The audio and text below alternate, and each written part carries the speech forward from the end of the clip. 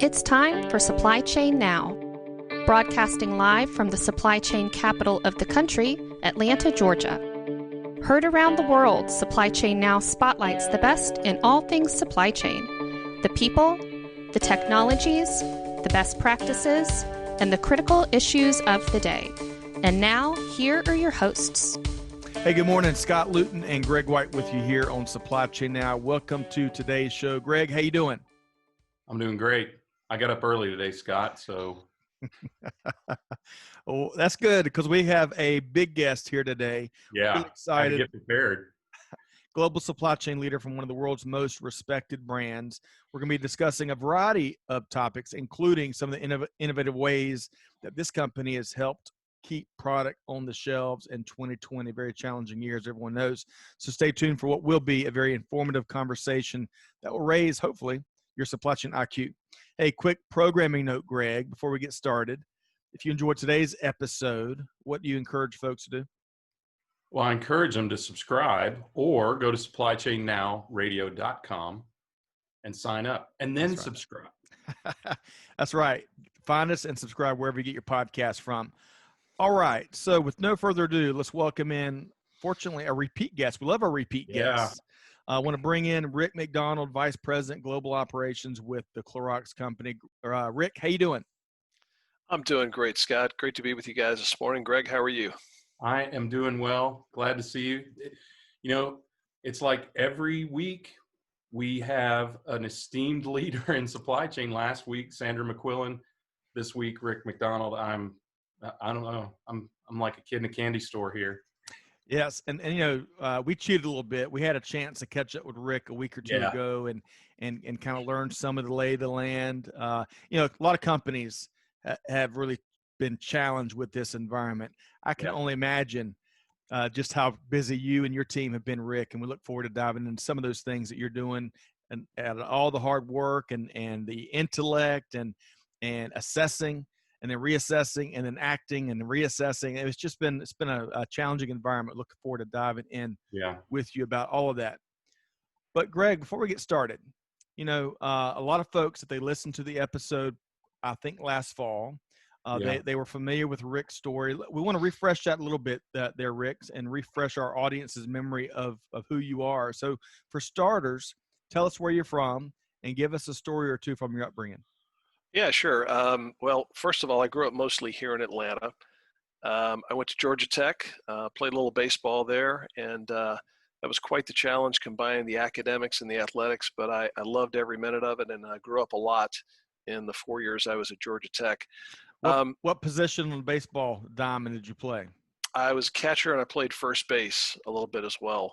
And you know, the most famous part of my Georgia Tech baseball career was being an extra. I don't think I told you guys this the last time, but I was an extra. Some of us were extras in a movie that Burt Reynolds made called Sharky's Machine. Oh, yeah. And there was a scene in the outfield, and the guys with the Tech uniforms on are my teammates. You can see a couple of them really clearly in the stadium scene. I'm a blurry blob in the background, but I know where I am, and so that's pretty exciting for me. Because you were so fast, right? They couldn't keep it focused on you? Something like that, yes. Well, hey, one more baseball question, because we're hoping, keeping our fingers crossed, we're going to see a season, right? And that'll be a healthy departure from all the other issues that we face day in and day out. How confident are you that we're going to see Major League Baseball here in 2020? You know, I believe they're going to do everything they can to get some games in. I think right now it's a 60-game schedule, the last I saw. Yeah, that's right. I'm really hoping that starts. Having sports in our lives will start to bring back some level of normalcy, and I think that's really important for you know, physical and mental health. Well put. Yeah. All right, so you've already Greg has already given us a little bit, and we didn't hear about last time. What else about, you know, especially growing up, you said most of your time growing up was spent in the Atlanta area. You know, what do you really remember and try to share with your children about how special it is to grow up in a city like Atlanta? Well, I think just the you know, the family atmosphere. Everybody in the South is generally very friendly. It's easy to make relationships. It's easy to keep relationships and friendships, and that's one of the best things that I remember from my time in the Atlanta area. I moved away after I graduated from Tech, and I didn't move back until 10 years ago. But that sense of family and that ability to easily make relationships is still present. Yep. All right. People so Greg, talking to you in the line at the grocery store without also asking for your wallet is. I moved here from somewhere else, so I remember that happening. I was just like, why is this person talking to me? But it's great. I agree with you, Rick. It's great. I mean, it's a great culture here. Everyone knows the Clorox Company, right? Yeah. Greg, I mean, it just by saying it, I bet I can think about 17 different products. What a lot of folks may not know is about the global footprint and just how many products that are in the portfolio. But Rick, if you could shed a little bit of light about the organization, and in particular, shed some light on what you do and your role and where you spend your time. Sure. So, Clorox, we're a $6.3 billion multinational. We have associates in 25 different countries. We distribute our products in 100 different countries. And, most people are very familiar with, of course, the Clorox label. What they may not know is that we also own Burt's Bees, Brita water filters, Glad bags, Hidden Valley trash, Fresh Step cat litter, and a variety of other international brands. So we've got quite the broad portfolio in a number of different categories. And given that it's summertime, I'd be remiss if I didn't mention Kingsford Charcoal. That's one of our most stout brands, and something that I certainly enjoy as a part-time cooking enthusiast, grilling enthusiast. Yes, I've burned lots of chicken and steaks and other things on the grill over the top myself. of Kingsford Charcoal, right? Right. All right. So, and where, so as VP of Global Operations, I think a lot of folks that whether they tuned in last time or whether they have a sense of what, global operations leaders do, where do you spend your time, and what's one of your favorite aspects of your role? Well, I spend my time managing our global operations group, which is about 5,000 of the company's 8,800 employees. And those folks are resident in 21 different countries. So I spend a lot of my time thinking about the engagement of our employees and how do we help them continue to be well connected with the company from a strategic standpoint as well as a tactical standpoint. One of the favorite parts of my job is getting to engage with people directly. So I'm a big believer in getting out to manufacturing plants, distribution centers. It's really hard to run a supply chain from behind a desk, and it is the thing that I have missed the most since we've all been in shelter in place mode. We did have an event Friday at our offices in Alpharetta. It was in the parking lot. We invited all of our associates there to drive through in their cars. For two purposes. One, to say hi, but also to pick up some products. So we had a product giveaway at the same time. And we did that previously at our Kennesaw office, and we'll do that from time to time. But it was amazing to see how joyous people were at seeing their colleagues. And so a bunch of us were out there giving away product and greeting people. And as people drove through, the smiles on their face was worth all the effort it took to put on that event. Wow. Funny, if there's anything I remember from our interviews some months back, it was your attachment to your active and intentional engagement in the culture of the company and how we've seen that play out through a lot of your people within the company. So, that's something we didn't really mention at the outset, but I think that's an important part of what makes Clorox the company that it is, and Rick, you the leader that you are. So. Yeah, very, very much so, Greg. And I'm going to touch on that a little bit later when we talk about, a couple things that really have been important for us this year.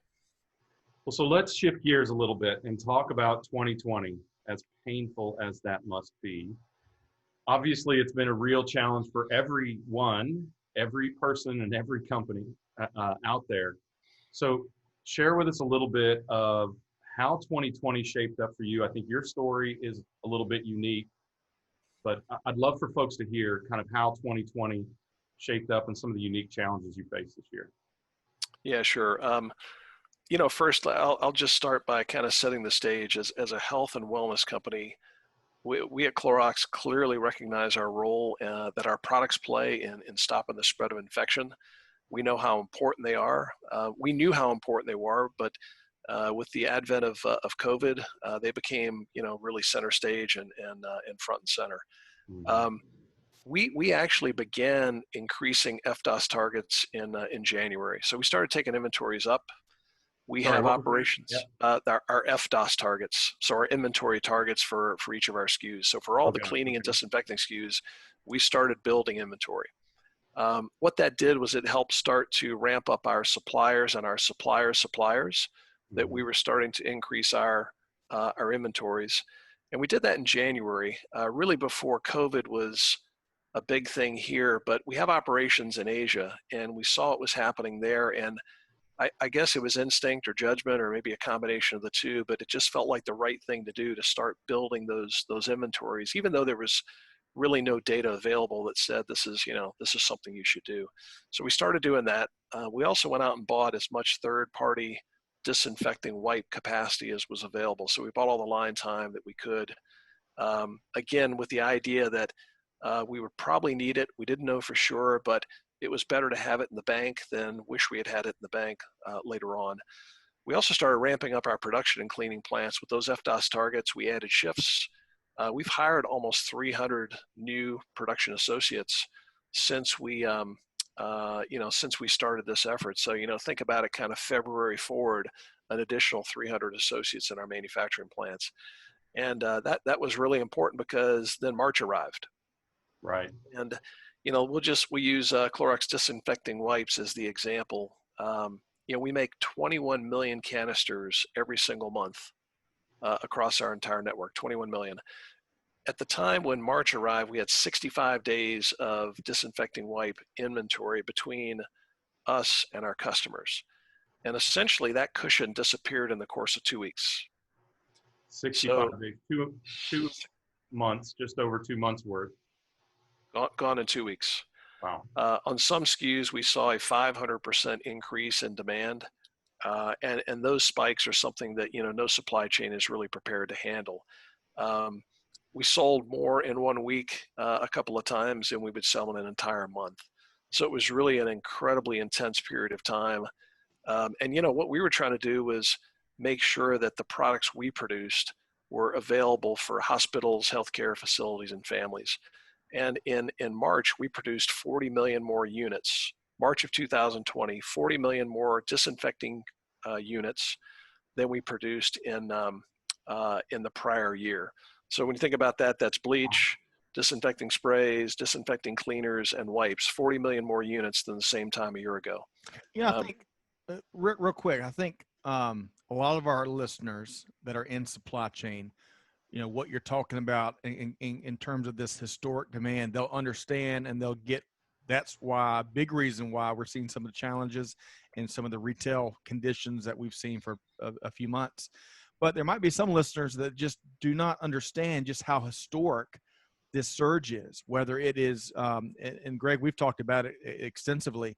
It's not, it's folks, unfortunately, that are stocking their shelves or cabinets at home that pantry are hoarding. Stuffing. Yeah, pantry stuffing, I think, is a cliche. And to be fair, that's not everything we're seeing, but to also be fair, we're talking historic, whether it's 700% up and more demand for toilet tissue, whether it is some of the demand y'all have seen, Rick, from the wipes and some other products. I mean, this is a level that we have never seen, right? It's unprecedented. I don't know if this is exactly the right analogy, but it's really the supply chain equivalent of the 500-year flood. Yeah. It's not something that any of us had planned for, anticipated. We certainly know how to ramp up our production capacity. We know how to run our factories flat out 24/7, which is what we've been doing since, basically mid to end of January. But the ability to keep up with this level of demand over such a long period of time has been very challenging. I got to think, Rick, when you were pantry stuffing, when you ramped up to 65 days supply, you had to think, I can't put another product in a warehouse or finance is going to come down on me or something like that, right? I mean, you had to have felt really good about that number of days of supply as backstop for a surge in demand, right? Yeah, so we pay attention to working capital, and certainly finished goods inventory is a big part of that, Greg. Right. We work with our CFO. I told him what we were going to do and why we're going to do it, and we agreed that was a prudent course to take. It gave us probably an additional 3 to 4 million units of product to sell that we wouldn't have been able to sell had we not taken that action as we did in January. But yeah, it's always a challenge. My thesis on this is that, you know, if we're not able to sell the product in the next month, it'll sell in the following month. We can ramp FDOS back down. It might affect one quarter. It won't affect the fiscal year. And so we felt really comfortable taking those steps. I think that's another really good point, is that it's not that specifically, and not specifically when demand occurred, that there was that much more demand. It was people were pulling their demand forward, right? There was this panic buying where they thought, if I don't get toilet paper, or I don't get Clorox wipes, or whatever products, because Clorox wipes are, I think they're a uniquely American and European thing. Not every culture in the world can afford or thinks of them as the product, but whatever. If I need my disinfecting products, I better get them now while the getting's good, before those other people run in here and get them. And what that really did was it pulled that demand forward that will occur, or would have occurred, over the next 30 or 60 or 90 days, right? Yeah, that's exactly right. You know, I think the big three were hand sanitizers, toilet paper, and disinfecting wipes. The demand got pulled forward, and it left empty shelves and frustrated consumers. Hey, real quick, kind of exacerbated the problem a little bit as well. Then people who weren't originally pantry stuffing started panic buying or pantry stuffing themselves, right? Correct. So the Supply Chain Now team was thinking ahead. So you can see from this apparatus I have on my head, as folks come in and out of the studio, we're constantly cleaning things down, even before the pandemic environment. So Greg, I want to say we had a couple, and we only use Clorox wipes, of course. We had a couple of containers in the studio that at least gave us a little more lead time as we were working our way through the first half of the year. So, you know, Rick, you can never be enough prepared, but we saw that spill over, as we're all talking about, across all consumers. So it'll be interesting to see how the rest of the year plays out. Well, we're starting to see it now, really. I mean, Kroger just announced earnings, and Q2, their Q that just ended, whatever that number is, their quarter that just ended, massive uptick in demand. And you can start to see the whiplash crack as shelves fill and people realize they've got enough toilet paper or enough Clorox wipes or whatever, hopefully Kingsford charcoal also, Rick, for the next 2-3 months, right? So we're going to start to see that revert. And that's an equal problem, Rick, for your organization, because just about the time you get ramped up, get caught back up, and get product on the shelves, if demand craters, then that creates issues for you in production as well, right? It certainly can, and we're watching that with a lot of intent. You know, the thing that I didn't mention, in addition to our cleaning and disinfecting products, our demand spiked really across every single product line. It didn't matter if it was charcoal or Glad bags or cat litter, salad dressing. We saw unprecedented demand across all of our businesses. So it's been a very intense 4.5 months. Yeah. A lot of people knew they were going to have to eat at home. So we saw big shifts in grocery as well, right? Yeah. That's right. Yeah. Well, so tell us about, I mean, I know you've kind of shared some of the things that you did. Is there anything else you'd like to share that you did or are doing now to, you know, kind of deal with the impact? Well, one of the other things that we did just sort of early on, because we wanted to make sure we were getting disinfecting product to especially hospitals and healthcare centers, in addition to, you know, retail and families. We stood up a 55-gallon drum filling line in a couple of our plants. And bleach is an incredible disinfectant. It's actually the less convenient form of a disinfecting wipe, if you will. And a 55-gallon drum of bleach has the ability to clean over 10,000 hospital rooms when it's diluted to strength. And so we made those drums available. We donated them to hospitals and healthcare facilities as they requested them. So that was just one of those very interesting, you know, kind of spur of the moment. Let's do something else to utilize our process capacity while we're running flat out on our packaging lines. Wow, that's fantastic. 10,000 hospital rooms out of a 55-gallon drum. Correct. Wow. That's the power of bleach. It is, isn't it? That and tie-dye, thank goodness. All right, so let's take another angle at this. So when you look at 2020, you're a global supply chain and operations leader. I know you have to have a really unique perspective on this. When you look back at 2020, or you look at what's coming in 2020, or what you're facing right now, tell us a couple of leadership lessons, operational lessons that you've learned this year. Yeah, Greg, before I do that, let me backtrack a little bit and talk just a little bit about some things that we did to make sure that we were able to continue producing. Is that I could do that here? Yeah. So, the very first thing that we started talking about, my leadership team, is how do we make sure that we take care and look after the health and safety of our associates. I think I documented last time on the program, we run very safe operations. We're extremely proud of that. Right. This is an entirely different aspect of safe employment. And so we really had to think a lot about, the health in our facilities, the health of the associates coming to our facilities. We took 14 discrete actions. I'll tell you about, 4 or 5 of them here really quickly. We started by educating our associates on the virus, everything that we knew. We shared with them about how it was transmitted, what they needed to do. We reinforced the idea of washing hands frequently, not touching face or nose or eyes. We started practicing social distancing with visual cues in the plants. I have to tell you, that was one of the hardest things for people to work through, because we're a very collegial operation. People are used to being like family in most of our plants, so social distancing was hard. The company set up a $1 million emergency fund for our associates. So in the case that they didn't feel well, or they were caring for somebody who wasn't well, they didn't feel like they were compelled to come to work, we would cover their pay for that time period while they were not feeling well.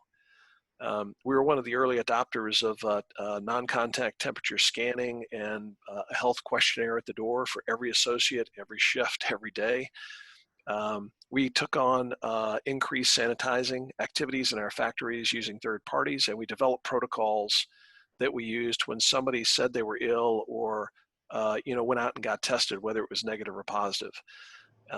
And then I put a third-party epidemiologist on staff. This guy is very well connected with the CDC, and we've actually got him on retainer still, and he provides us with some fantastic advice to make sure we had a really healthy environment for our employees. What we were trying to do is really build confidence for people to continue to come to work day after day after day, in spite of everything they were exposed to outside the plant. We wanted to make sure they knew when they came to the plant, they were going to be healthy and safe at work.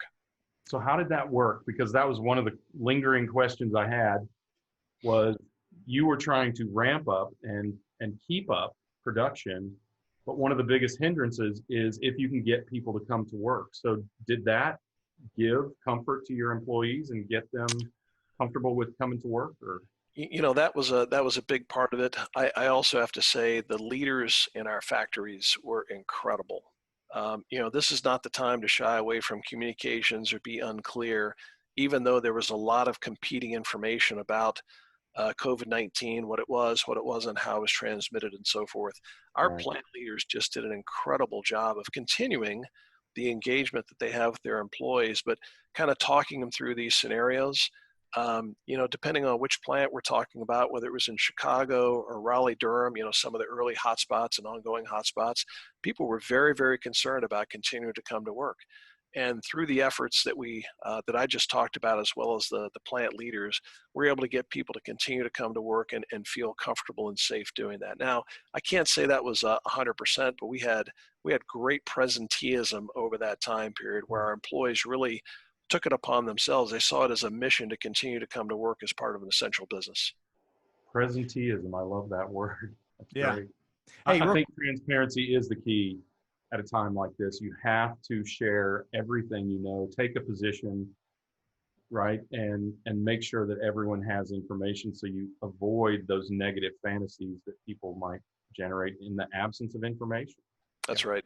That's right. Hey, real quick, Rick, we've spoken to a variety of, whether they're plant level leaders or they're more enterprise level leaders.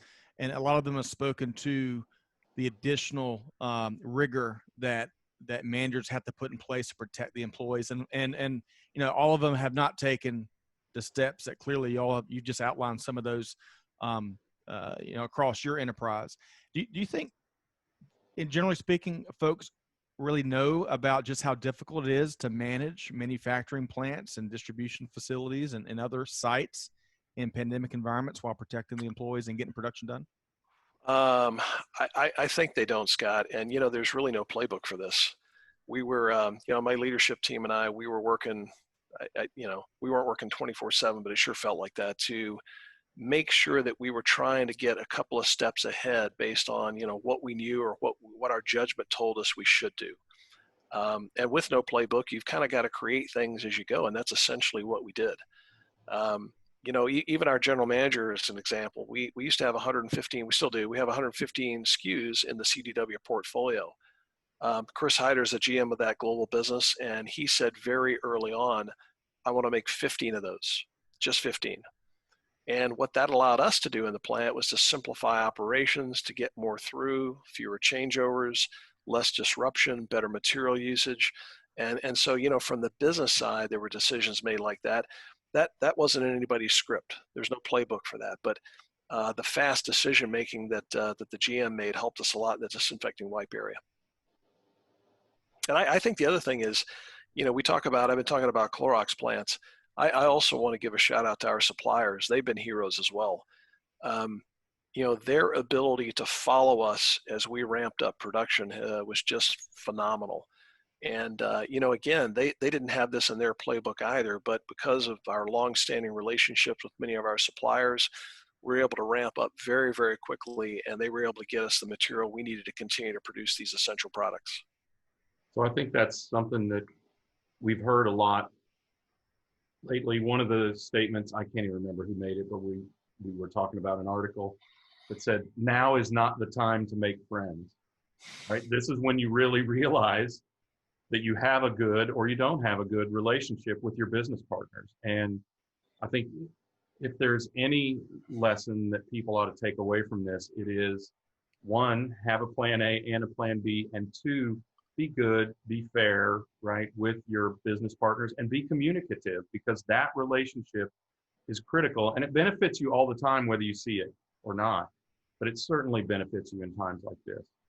Yeah, that's exactly right. All the hours and days and weeks and months you spend developing those relationships. These are the times when, you don't know when they're going to occur, but these are the times when they really pay off. And we had the same thing on the logistics side, where our third parties were just phenomenal, whether it was carriers or our third party, our 3PLs.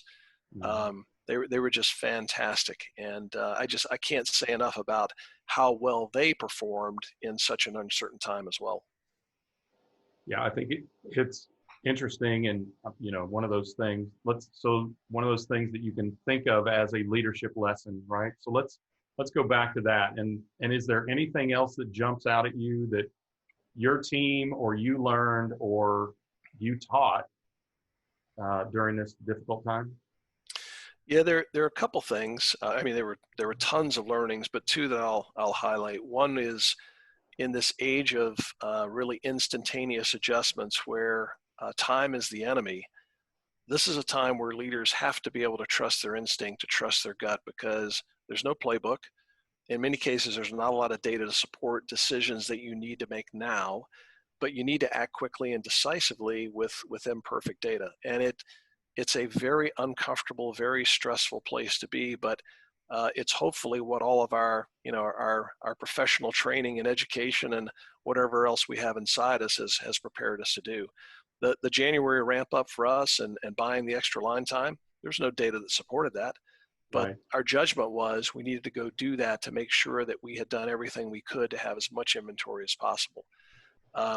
You don't really have time to experiment and pilot and then decide. You've got to decide and act and then adjust afterwards if you need to. And, I mentioned the questionnaire that every employee takes before they come in our doors. We probably have adjusted that thing 6 or 7 times as we learn more information, refining the questions. But we didn't wait until we had perfect questions before we started deploying that. We got it out as quickly as we could because we knew it was going to help us potentially prevent somebody who wasn't feeling well or was caring for somebody who was not well from coming in the plant. And in fact, it did.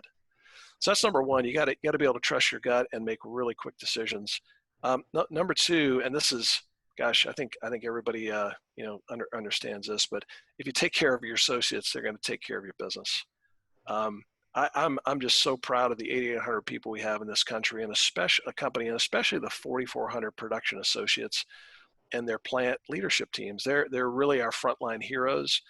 They have continued to show up every single day, 24/7, in spite of, lots and lots of reasons to not do that. And, they really do believe they're on a mission to supply disinfecting products as quickly as they can.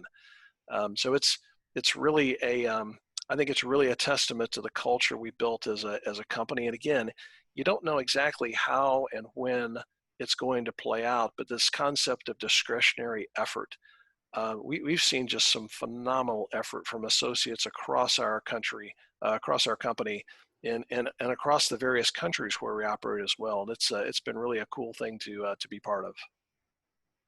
It's interesting how closely that aligns with the conversation we had when you were on the show before. I'd really encourage people to go back and take a look at that episode, maybe even you, Rick, and understand just how consistent your leadership is in times of normalcy and in times of crisis, because that in and of itself, to me, is a leadership lesson. Lead in times of crisis as you would in times of normalcy, and vice versa.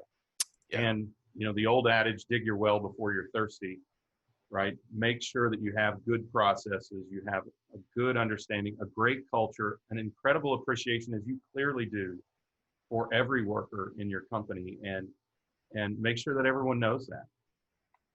I mean, to me, look, I'm sorry, that wasn't a question, Rick. That was more of a statement of admiration, because I really appreciate your management approach in that regard. And it was one of the things that was left with both Scott and I after the interview that we did with you before.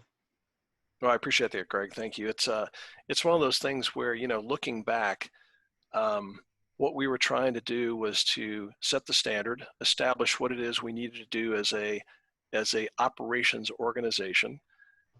We wanted to inspire confidence in everyone that, as leaders, we knew what we were doing, and that we had a good course plan, and that we were going to help keep them healthy and safe when they came to work. And then that we were just going to praise them for all that they were doing. And there were certainly some heroic efforts over the last 4 months. Some of those are pretty well documented. A lot of them aren't known at all except by us, but we're just really proud of our production associates and their leaders. So on that note, that's a perfect segue, I believe. It's like he set you up, Scott. So, look, we've known this for a long time. We've been in the industry for, as Greg always likes to put it, a couple of decades. I've been in and out of over 300 plants and sites and distribution centers, have worked in some and toured others. I love, and I mean this wholeheartedly, I love the people on the floor making things happen. There are people, unlike many other folks around the globe.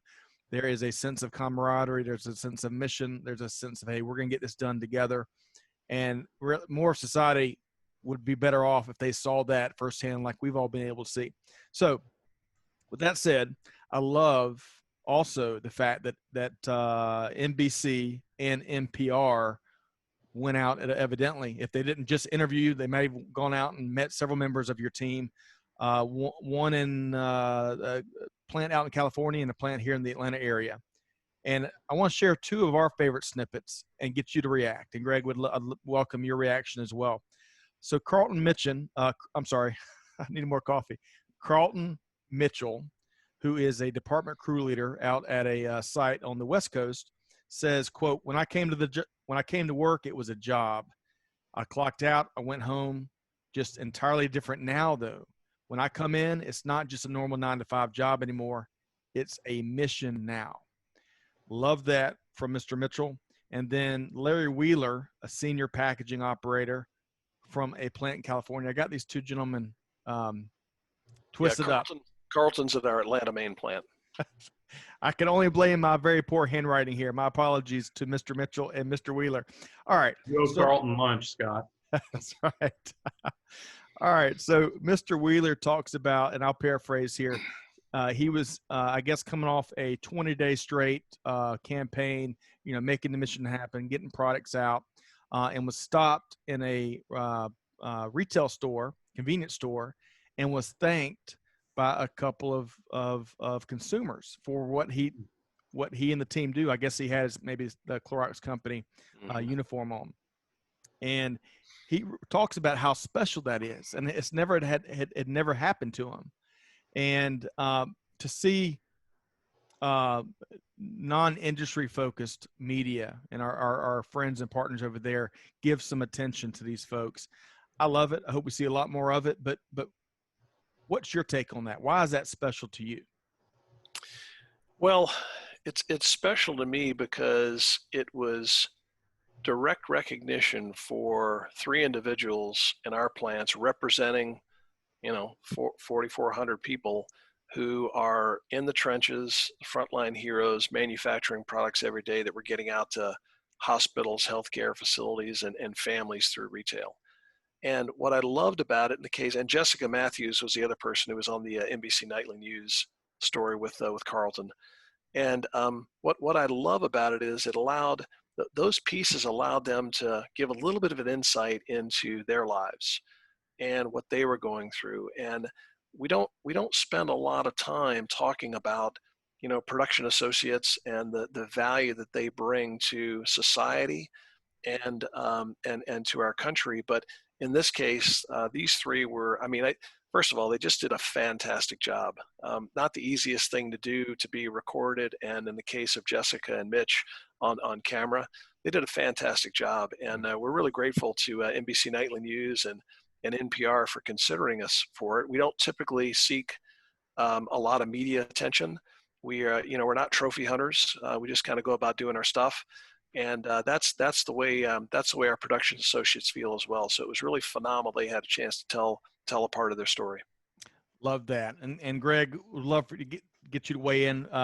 Carlton Mitchell, Larry Wheeler, Jessica Matthews. And that's just 3 of the 4,400 folks, if I heard you right, that are in plants throughout the states.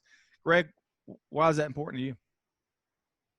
Well, first of all, we have talked through this whole pandemic about the people who are really on the front lines who aren't necessarily recognized. We've talked a lot about healthcare workers, and they certainly deserve it. They were on the front line, but people like the folks here, people in retail stores, they're on the front line, and in some cases, and especially early on, without a lot of the protection that medical professionals have, and certainly without the knowledge, even despite the great efforts by Rick and the other management at Clorox and other companies, they're without the knowledge of how to deal with this and how to tackle it as wired in as a healthcare professional is. So they're taking an exceptional risk. They're putting themselves out there to make sure that we get what we're clamoring for. Another thing that I think is really interesting, and I don't know if everybody caught that, Rick has a nickname for Carlton. He calls him Mitch, so he must know him. So when the global vice president of operations has a nickname for you like you're his best friend, that also speaks to the culture of a company. Good point. Yeah, and Larry and I've known Larry for 25 years. I ran a sister plant in Los Angeles when Larry was at the Fairfield plant. I'd go to Fairfield often to see how they were doing things, just to try and learn from them. And Larry is one of the experts on the packaging line, so he and I have a long history as well. Wow, outstanding! It's a great sign. Great sign. And frankly, I'm not surprised after getting to know the Clorox Company and now getting to know Rick a couple of times, having been in your Forest Park plant once or twice before. There's a different standard at companies like the Clorox Company, and we appreciate that. All right. You coined a phrase, or really you improved, and look, nothing too creative.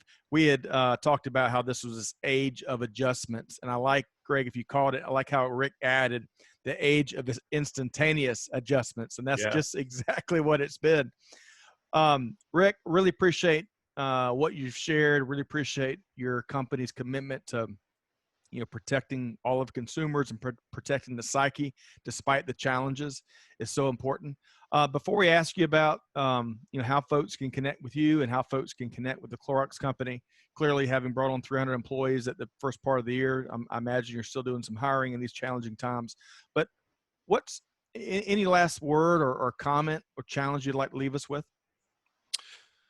Well, the challenge for us continues. So we don't really foresee a let up in sight for our disinfecting products.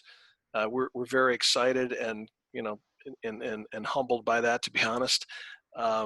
We're not sure where this disease is gonna go, but one thing we're certain of is we're going to do our very best to make sure that we're producing all that we can so that hospitals, healthcare facilities, and families have all the disinfecting products they need. And that's our commitment as a world-class health and wellness company, and you can count on that from Clorox. Love that, Rick. Greg, I'm ready to run through walls with Me too. Rick McDonald. I'm telling you, what's really inspiring, Rick, don't blush. What's really inspiring, I have a feeling he's not going to. And that's part of what's really inspiring about Rick is that you feel like he can't be rattled. We know he has a 17-year-old son, so we know that he can be rattled. We just haven't seen it. And it's interesting that earlier in the discussion, Rick, you said, you want to project that comfort, that feeling of you didn't say control, but basically we've got this under control. Just hearing your voice makes me feel better about it. The level nature of how you approach things, the military precision with which you approach things. You talked about making decisions in a snap with a lack of data. That is precisely what military training does, right? You have to make an instantaneous decision without or with flawed data. And you have done a great job of maintaining and recovering during this time. I think it's a great model of not only leadership, but also operation for companies that have been going through this crisis. And I hope you guys at least write a white paper or something about it, maybe a book. But I think there is a lot that people can learn about leadership from you and about how to operate this from you and your entire organization. Mm. Well, I appreciate those kind words. I've got a really great team, and we've just had our arms locked tight for a long time, and it's really become even more important these last 4 months. And on we go. We're not sure what the future holds for us, but we're ready for it. Outstanding. I feel better just because he said that. Hey, we have been chatting with our friend and repeat guest, Rick McDonald, Vice President, Global Operations with the one and only the Clorox Company. Rick, thanks so much for your time. Yeah. Scott, my pleasure. Greg, enjoyed it. And thank you very much for having me again. All right. On that note, Greg, we're going to wrap. As much as we probably would love to dive into. Right. We'll have Rick, and maybe next time Rick comes, he can bring Jessica, or we can get Jessica or Larry or Mitch plugged into the conversation. We'll see. It's okay if we call him Mitch, Rick? You think it's fine with me if it's fine with him. Okay, that's right. So we want to invite our audience. Hopefully you enjoyed this conversation and this story and some of these lessons learned and best practices as much as Greg and I have. Stay tuned for a lot more, not only of our podcast, but Greg, we've got a very interesting discussion coming up July 15th, where we're going to have a very frank conversation around race and industry as part of our Stand Up and Sound Off programming. Greg, leaders sharing their point of view and some suggestions on what ought to be done and interacting with the audience, right? That's right. And that's where the secret sauce is. We feel certainly a responsibility to help provide avenues to facilitate these conversations we have to have in order to move the needle and drive some of the change that's got to happen. So check that out, July 15th. You can check out all of our podcasts, really all of our programming, as Greg said, on the front end, supplychainnowradio.com, and would welcome you to be a part of that. On behalf, Greg, of our entire team here at Supply Chain Now, big thanks, of course, to Rick McDonald and the Clorox Company. We wish all of our listeners nothing but the best, and we challenge you just like we challenge ourselves. Hey, do good, give forward, and be the change that needs to happen. And on that note, we'll see you next time here on Supply Chain Now. Thanks, everybody.